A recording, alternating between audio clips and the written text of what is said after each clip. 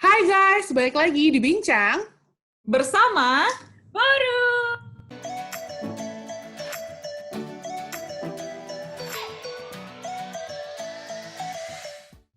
dengan aku pastinya Claudia. Halo. aku Prima. Gue Naomi. By the way ya, gue mau nanya deh sama kalian. Tapi gue pengen nanya serius nih. Dijawab, lu harus dijawab. Kepo aja. Waktu lu pertama kali kerja, itu tahun berapa? Terus gaji lu berapa sih? Aku dulu ya. Aku tuh pertama kali kerja tuh di 2017. Oh baru, Bo. Gila, 2017 itu udah kantor kesekian gue. Iya, sama. Gue juga. Tuh, 2017 udah kantor ketiga gue. Gaji gue pokoknya pertama kali kerja itu 3,5. Itu juga probation di 2017. Seingat gue UMR itu masih di 3,3 juta deh kalau nggak salah. Gitu. Lo Kaprem? Dulu pertama kali gue kerja itu Januari 2012. Waduh, gue baru masuk kuliah. Parah. Kayak ketahuan dong.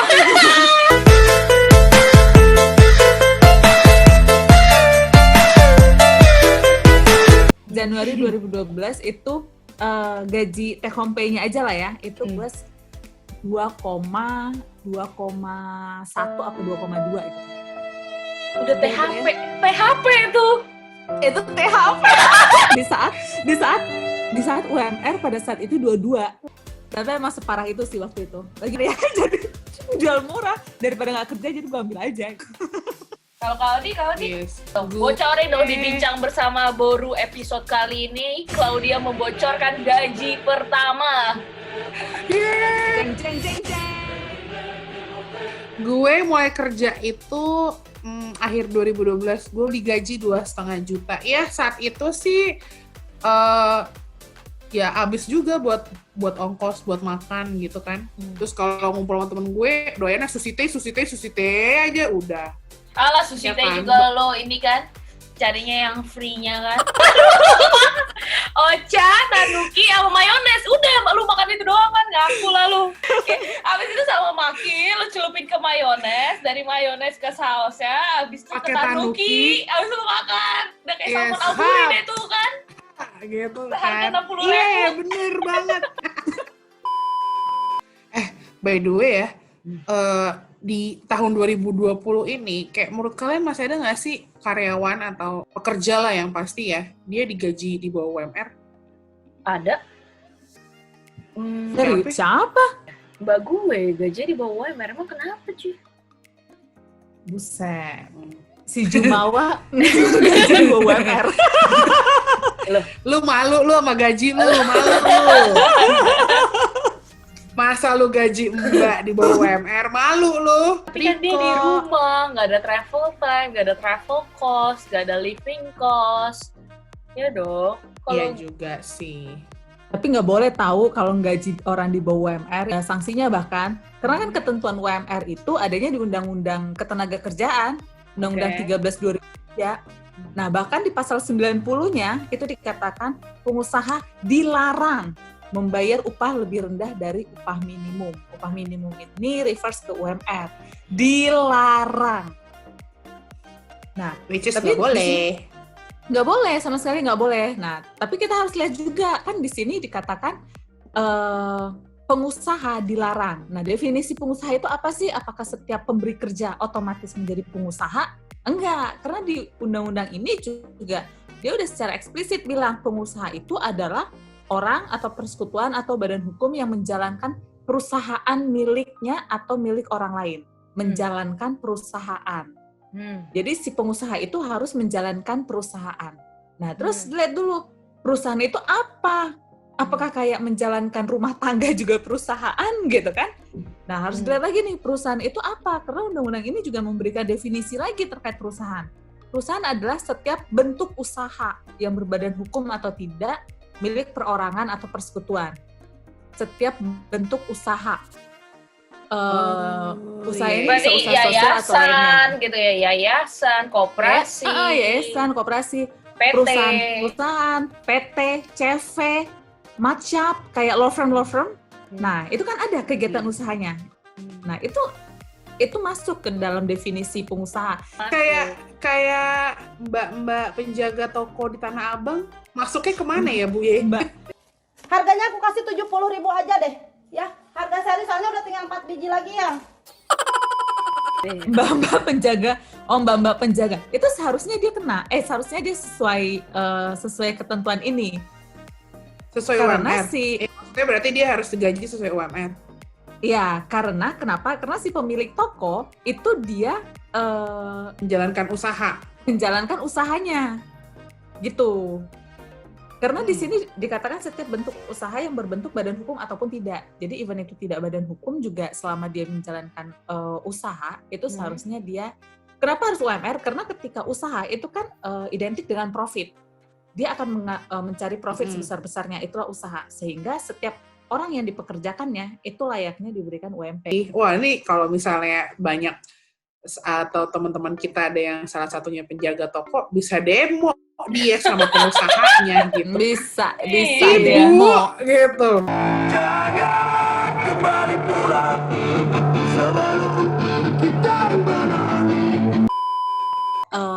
ART itu sendiri itu ada permenakernya, ada turunan dari Undang-Undang 13 tadi, itu ada permenakernya tahun 2015 tentang perlindungan pekerja rumah tangga.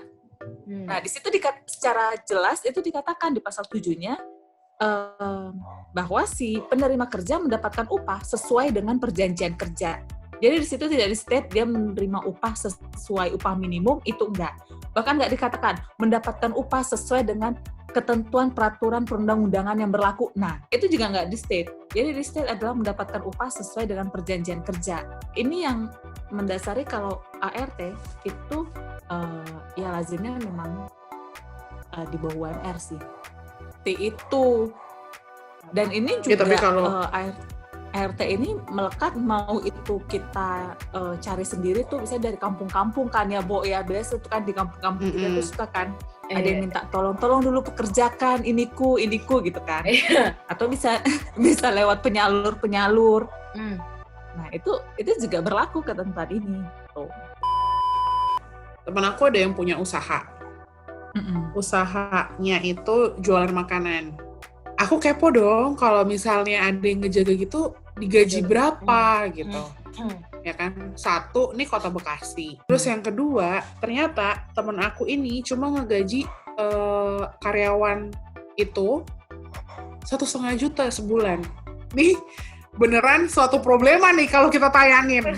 Ini ngeri banget sih menurut gue. Maksud gue ini ngeri banget sih. Gue pengen bilang, gila lu gaji kecil banget tuh orang. Gue gituin. Dan dia jawab, emang pasarannya kayak gitu, emang mau gaji berapa? Kalau gue gaji lebih tinggi, gue yang dibombardir sama orang-orang sekitar. Gimana, Pung? Iya sih, Lempar aja kamu. Tapi itu jaga nggak toko segampang itu. itu, guys. Nggak segampang itu. Kalau gini ya, kalau misalnya dia hanya mempekerjakan 1 atau 2 orang nih, dibayarnya ya udahlah 1 juta aja lah, karena usaha belum oke-oke banget kan. Memang lazimnya itu seharusnya mereka dapat UMR karena si pengusahanya itu mencari profit. Sebenarnya nih kasar-kasarnya sih kalau misalnya nggak mau resign gitu, atau kalau nggak mau gugat ke PHI.